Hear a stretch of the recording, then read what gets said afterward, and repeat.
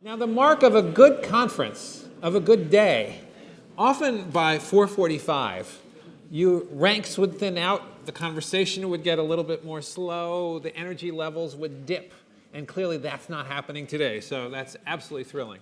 We're going to close off with two great keynote speakers. First, I'd like to start by welcoming back to Oxford Ambassador Amina Mohamed. We're thrilled to have Ambassador Mohamed today here with us. She has a distinguished career, positions of leadership in both public and foreign service. She's the first woman, she's a lot of firsts in this bio, to have held the position of Foreign Minister of Kenya. She was the first woman to have chaired the Governing General Council of the WTO, the dispute settlement body, the International Organization for Migration, as well as president for the UN Office for Drugs and Crime. She's the first African to be the chair of the Global Trade Round at the 10th WTO Ministerial Conference held in Nairobi. Her commitment as an international civil servant has seen her serve in public service since 1985. She graduated with an LLM in international law and is one of our very own graduates from Oxford University with a postgraduate diploma in international relations from Oxford University. We are thrilled that Ambassador Mohamed can join us today and to help us to begin to close out the discussion that we've had. Ambassador, please, the floor is all yours.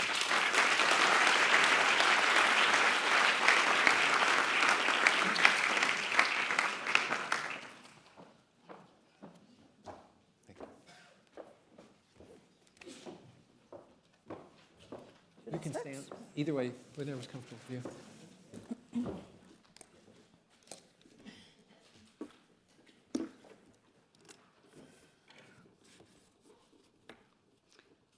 Let me begin by just saying how delighted I am to be back in Oxford. And I'd really like to thank Peter Tufano, the Dean of this business school, Peter Links, the Oxford Business Network co-chair, Laureen Chidoni, the Oxford Business Network co-chair, Adewala Tinubu, the Group Chief Executive of Wanda PLC, well, distinguished panelists, and I think today we have just one, the entire University of Oxford and the Saïd Business School fraternity. I truly appreciate the invitation to speak at this year's Oxford Business Forum on Africa, and the overall theme for us on the continent is extremely significant.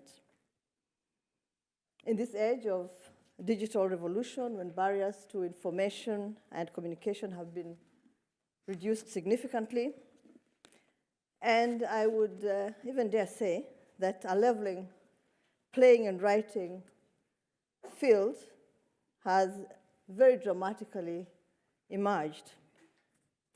So my intervention this afternoon, which is based on the African proverb,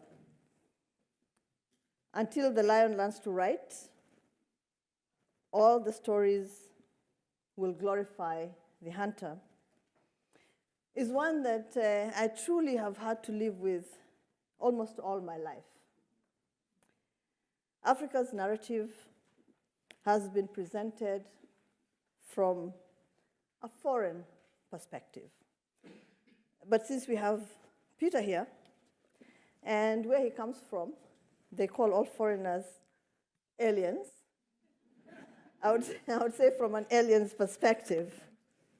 And as a result, that narrative has been incomplete and in many instances inaccurate.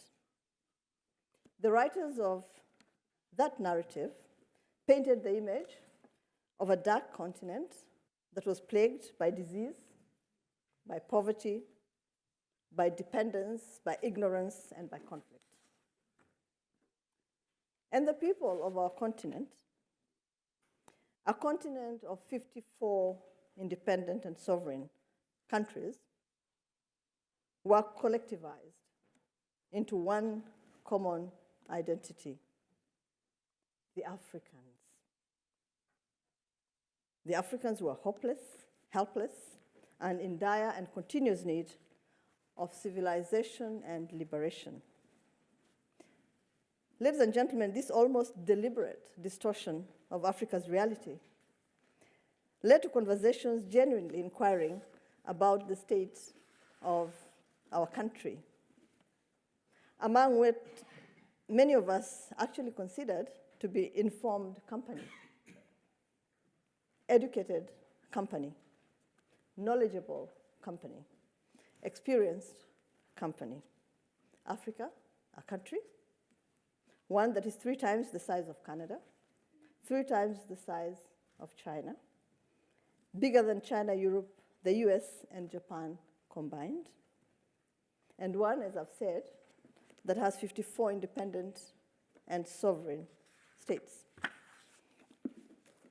And I'll just give you one example that I lived when I was stationed in New York at our mission to the United Nations. There was a terrorist attack in Kenya, the American embassy. And it followed an attack on the embassy in Dar es Salaam. And I was watching the news. And it said, terrorist attacks, first it said in Africa. And I thought to myself, oh my goodness, the whole continent condemned. And then it said, the next time I was watching the news, it said in East Africa. And I thought, oh my goodness, there are 15 countries actually in that region that we call East Africa. And it actually took phone calls from many of us to get that changed to terrorist attacks in Dar es Salaam and Nairobi, because actually that's where they occurred, not in the whole of the country and not in the whole of the region. So that's just one example of how we were all depicted as coming from a country. The other example is on when Ebola broke out in 3 of our countries of the continent. And the whole continent was then seen as an Ebola zone. Never mind that, in fact, unfortunate as it was, where the disease broke out was nearer to Europe than to East, Central, and Southern Africa. Yeah? And so we realized that since anyway and I'll go back to my notes after this, since anyway we were being depicted as one country, we needed to fix this Ebola crisis together.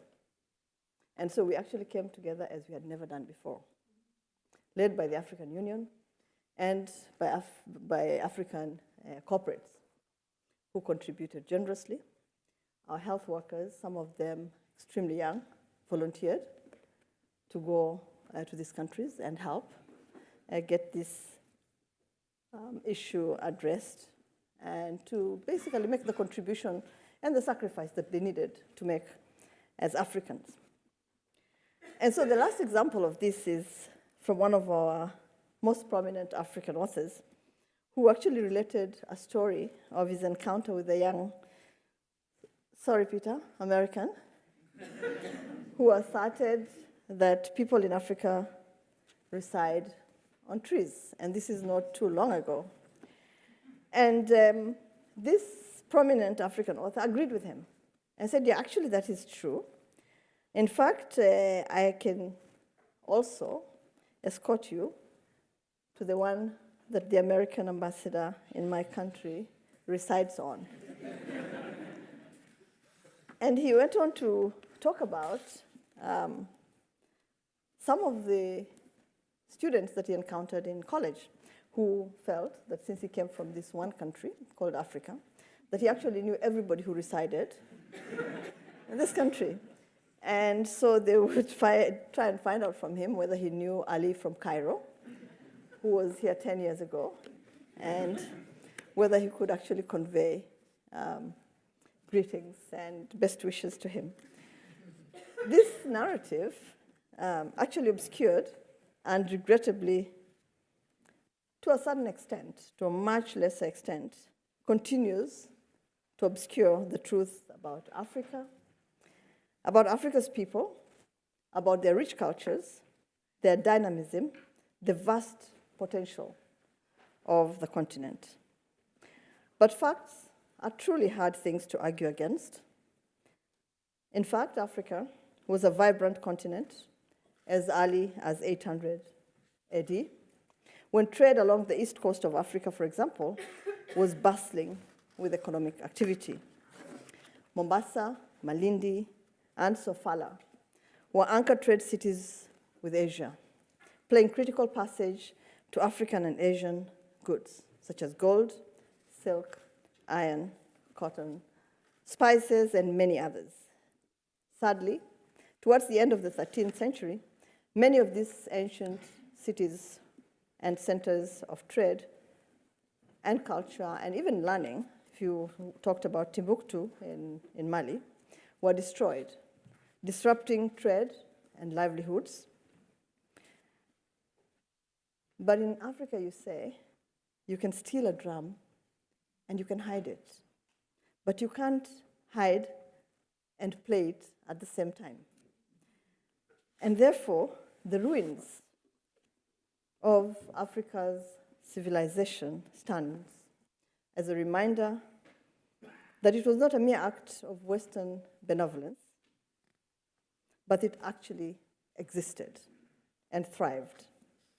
And so I invite you today to visit and witness the wonders of Gedi in Watamu, along the Kenyan coast, Timbuktu in Mali, Touba in Senegal, Giza in Egypt, Kirun in Carthage, modern-day Tunisia, among many other landmarks on the continent. And today one can say with some confidence that Africans are working really hard to tell the African story. The narrative of darkness no longer stands unchallenged. And again, I'll give you an example of just before we had the visit of President Obama to Kenya, one extremely important media house referred to Kenya as a hotbed of terror. I don't know how many of you remember that.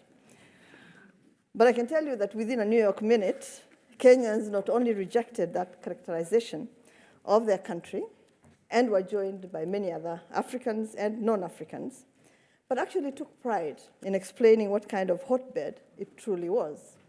One of innovation, of dynamism, of great hospitality, of warmth, and of beauty, forcing an in-person delivered apology by the executive vice president of that international media house. We are actually beginning to tell our own narrative.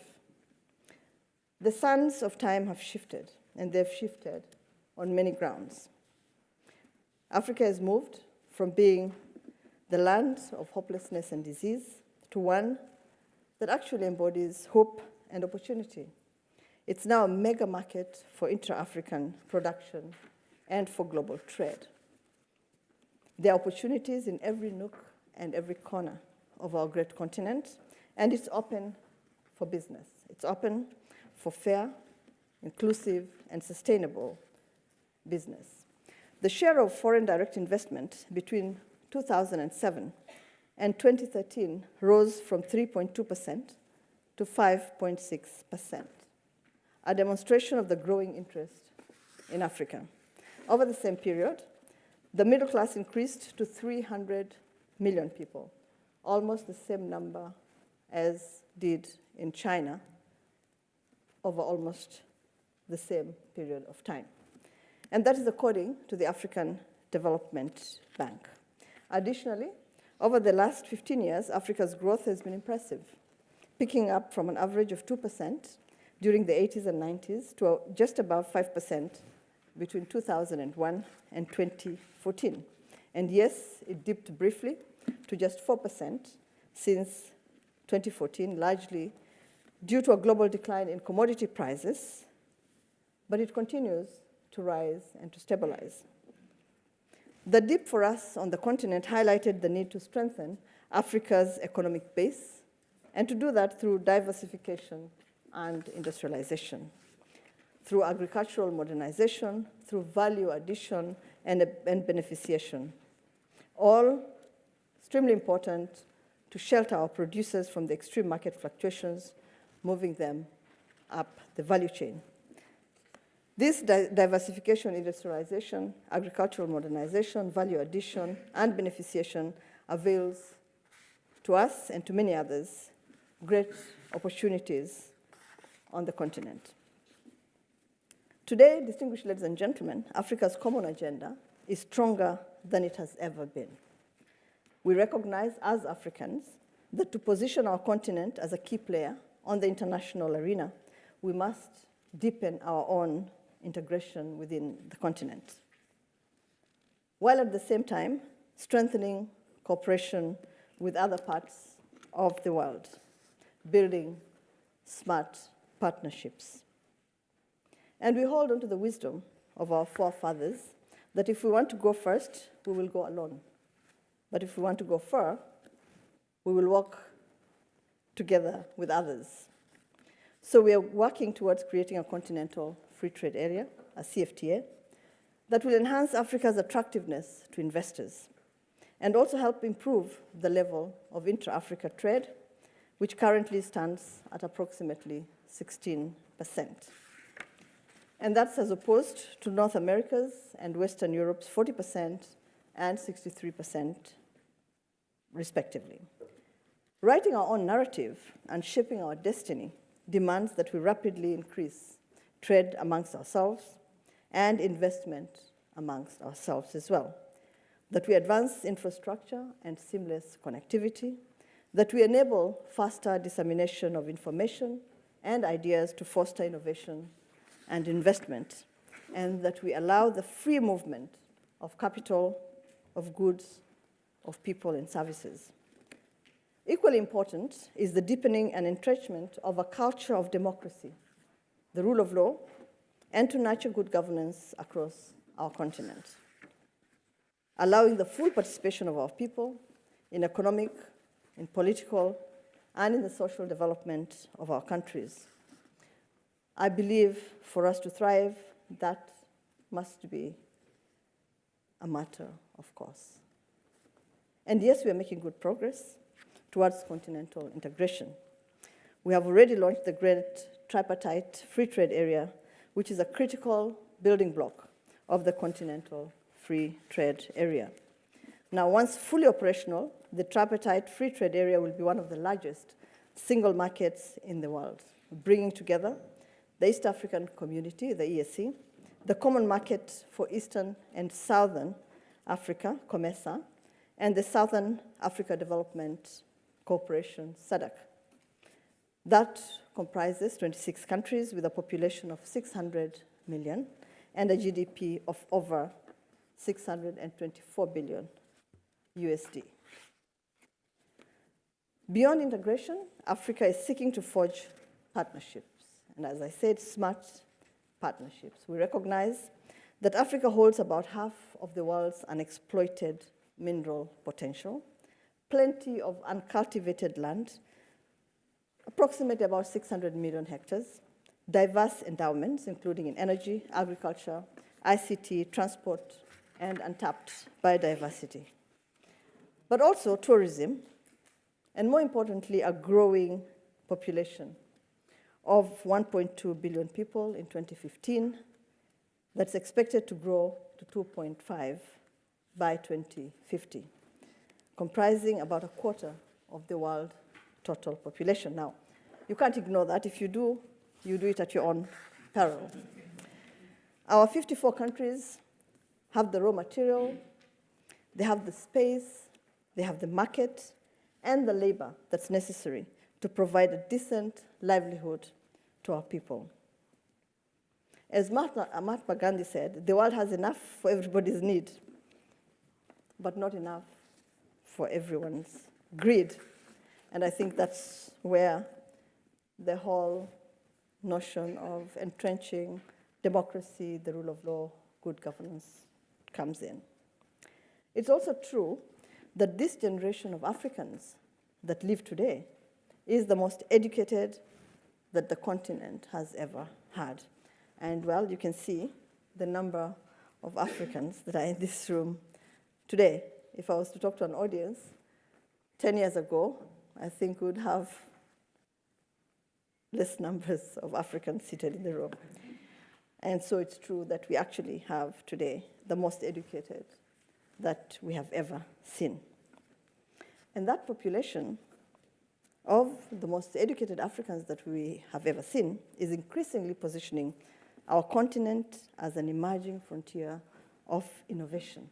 In Kenya, for instance, we have pioneered, like many other countries on the continent, innovative technologies that are enhancing productivity and transforming the way that we transact business.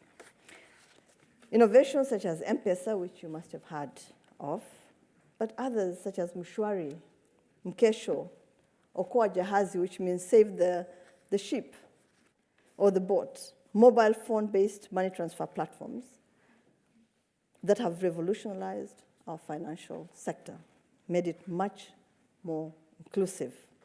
Now, according to analysis from our central bank, the Central Bank of Kenya, 42% of Kenya's GDP, 42% of our GDP is transacted through M-Pesa, which has 18.2 million registered users, 13 million active monthly users, 4.3 million on 3G-enabled phones, and 3.4 million using smartphones.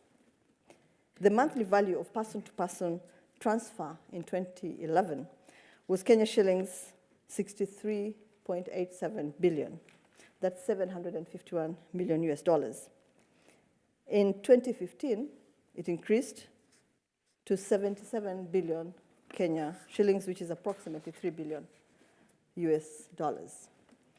These advancements have enabled other transformative and modular technological advances such as M-Farm, which supports farmers and small-scale traders, M-Copper and Mobisol, which are off-grid solar technologies providing a great alternatives to energy, especially in rural Kenya. These are major opportunities of partnerships in promoting enterprise development and innovation in Kenya and in Africa as a whole. Partnerships that will provide opportunities for investors to benefit from one another in terms of innovations and financing. They will also facilitate the growth and expansion of countless startups on the continent and expedite their growth from local establishments to global enterprises.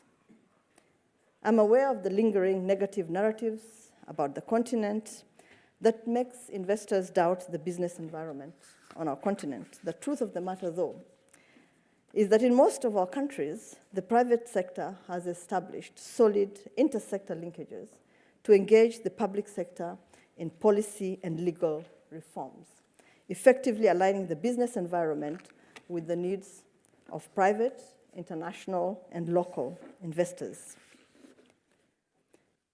Let me also say this, that beyond the existing platforms, the national platforms such as the Chambers of Commerce, we are also launching an African Business Council. Now, an East African Business Council already exists, and a COMESA Business Council also exists. But we are already in the process of launching a continent-wide business council that can engage directly with leaders during African Union summits. The high growth rates being witnessed in many African countries, ladies and gentlemen, are therefore not single accidental occurrences, but they're results of conscious political, economic, social, legal, and regulatory transformation. The evidence suggests that there is homegrown leadership, a homegrown leadership that is desirous of and steered by good governance, by transformative economic policies, that is ready and has already started investing in infrastructure and in inclusivity. All this underpinned by basic laws that reflect the demands of our people and of the times. Examples that quickly come to mind are the constitutions of Kenya, extremely modern, and South Africa. And as more and more African countries begin to review and amend their independence 1960s constitutions. Last and most important is our greatest asset and opportunity, the youth of our continent. With 65% of our population below the age of 35, the continent's enviable pool of young, energetic, talented, and increasingly innovative and self-driven creative workforce presents an unparalleled demographic head start.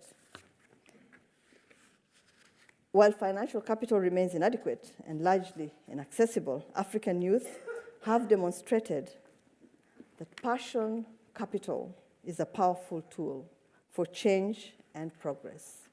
The task for our governments, including mine, is to ensure that this passion is supplemented by affordable and accessible financing and skills development. And that is also fired by the unrestricted and free movement of youth across our continent. Finally, distinguished ladies and gentlemen, the rallying call for all of us must be move and act together. This is a sure way to accelerate Africa's assumption of its rightful place in the community of nations and to a destiny of shared prosperity. And before I say thank you very much and asante sana in Kiswahili, I'd just like to recognize the High Commissioner of Kenya, who is here with me.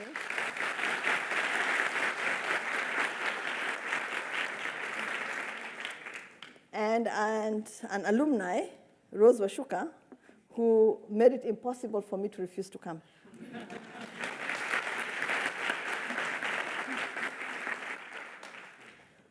Thank you very, very much for your attention, and I'm truly pleased to be here with you. Thank you.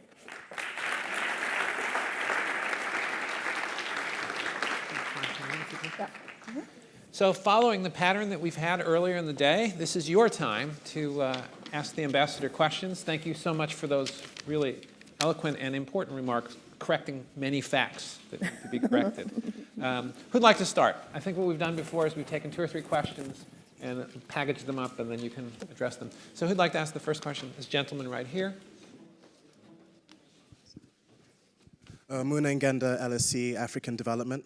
Ambassador, please could you share your personal experience of the intensity of intra-African diplomacy, and what practical steps can a foreign minister, a high commissioner take to increase coordination of economic strategy across African countries? Okay, so that's one question. Maybe in the back, we'll just take 2 or 3 and then you can package them up. Yeah. Yes, here. Hi, my name is Sean David Onomusi, shoepreneur and a serial entrepreneur. Now, question was going to be around, there's no doubt that we've had a great pool of diasporan knowledge and capital go back to Africa. Even when we look at independence, we've always had that. Most of our founding fathers probably schooled here, went back and did quite a lot. Now, I'm of the premonition that there's a gap between the elitist. Most of us will have had the opportunity to live here, work here, have grand ideas, and the guys on the ground. And sometimes there's perhaps that's probably the limiting factor. So in Kenya, how, or in your experience, how can we bridge that gap between the elitists where you studied, your first degree was in University of Kenya, and then you've had other experiences outside the country, so you probably have more experience with how you bridge that gap between the guys who are on the ground locally, and perhaps some of us will have this Western exposure. Okay, second question, and third down here. My question centers around the changing global geopolitical landscape and how Africa can exert herself in a more kind of relevant way. And unfortunately, the ambassador didn't win the AU chairpersonship, but the strategy that she's used in Kenya with economic diplomacy has worked very effectively. And in my mind, that's a strategy that the continent should adopt. So just some practical examples of how that would work and what she'd suggest in this current geopolitical landscape would be nice to hear. Okay. So Pan-African diplomacy, the third one, exert yourself using economic diplomacy and bridging the gap between on the ground and kind of people who are studying abroad or working abroad. I can talk from here. Yeah, absolutely. You're all mic'd. Well, thank you very much. I hope you can hear me. Yeah, you Better? can. Yeah. I actually believe very strongly that African diplomacy has come of age. From my own discourse and engagement with African diplomats across the world.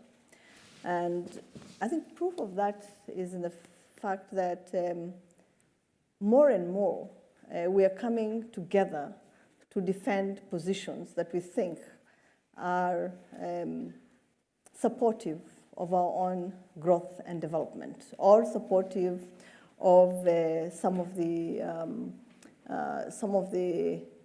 convictions that we have, or even supportive of the levels of development that our countries are at. And that coming together, I think, is a sign that we all recognize what the issues are, and we know that we must defend what we think is good for the continent. So I actually think that African diplomacy has gained that maturity. What else do we need to do? I think we just need to have more conversations amongst ourselves. I'll give you an example of what happened when we started meeting a little more frequently as Africans. I got very interesting questions put to me by colleagues from other parts of the world. And one of the questions that was put to me was, why are Africans meeting so frequently? And what are you planning? What do you intend to do? And I said to them, I said, well, I don't know who you're comparing us to, because this is the number of times that European foreign ministers actually meet in Brussels. These are the number of summits that heads of state and government have in Brussels. And apart from Brussels, they meet as G8 and G20, and yeah. So basically, I don't know who you're comparing us to. In fact, I said, one of the biggest challenges that we have is that we are not talking to each other enough. We're talking more to you than to each other. And so we end up having 1 or 2 ministerial meetings in Addis, or sometimes when I feel the urge to consult and I invite my colleagues to Kenya to come and have discussions with us, I say we have too few meetings. And so we're actually not able to think together, to plan together, to strategize together, and to do things together, right? And to even look at what we need to do to expedite, and act as catalysts for this process that we're undergoing on the continent. So maybe more meetings amongst ourselves, maybe more interaction with our envoys across the world, so that we actually have information, within a meaningful time frame or in real time that we can use to make informed decisions. But again, we've come a long way, a really long way. I think this is the time when we can actually, like we just discussed, change the narrative about our continent. And so more meetings and I think engagement with others, but also with academia. So that there is no gap between what we are thinking and saying and what is really cutting edge and what others are doing.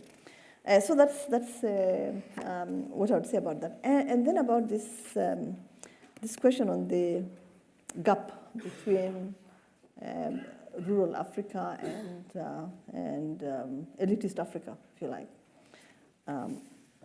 I think that's a gap that exists everywhere, in every country almost, and in every region. If you went to a country like India, for instance,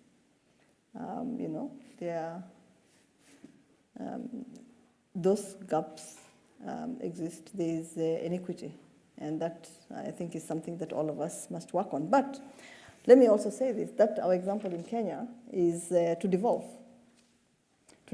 government and to devolve resources, and to allow people to participate, right, in shaping their destiny from the village levels to the country level, if you like, the national level.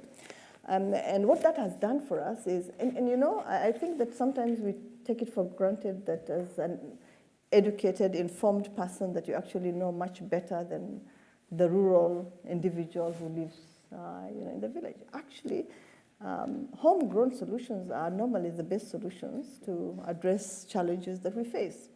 And I came face to face with that when I was propagating and creating awareness on the Kenyan constitution, because then I was in the Ministry of Justice and Constitutional Affairs. And so I was trying to sell this constitution to town folk and rural folk. And the best understanding that I had was from the rural folk, who actually were very clear in their minds, look, we've had that constitution for that long, and they said that in both their vernacular languages, in Kiswahili, some in English. We've had the other constitution for this long. It has really not changed our lives, right? So it's time to try something else, something new. And if that too doesn't change our lives, we will ask you to come back, right, and amend and review this basic law. But we want something that will actually impact on our lives right here. We don't want to move from here to look for change, elsewhere. So I think, you can put, and that's happening across the continent. People are actually reviewing and amending their constitutions to make sure that they respond to the demands and the requirements, that they have in their countries. So I think that's one way of changing it. The other one is obviously to have a revolution in the educational systems that we have on the continent. I think we need to do that. We have started doing that in Kenya, and I think other countries have also started doing that, and make sure that we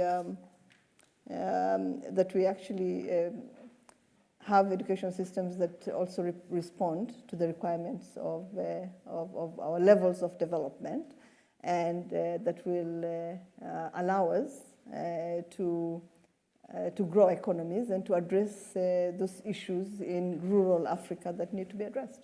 We don't want an educational system that will create only elitists. And so I think that that's another way of addressing that gap that exists. And again, I'd just like to emphasize that exists, everywhere across the board. You just need to compare New York to some of the inner cities in the US, right? And you'll see that there is inequity everywhere. That's why we developed the SDGs and made sure that they were global, because we think that we must have inclusive growth if we are to address some of the challenges that we face. On the AU, and that's why I vied for that seat, actually, because I was convinced that Africa needed to get its act together, and that it wasn't going to make sense for some countries to continue growing faster than others, that in order to move forward, that all of us needed to grow together. And the possibility of doing that was real, and still remains real.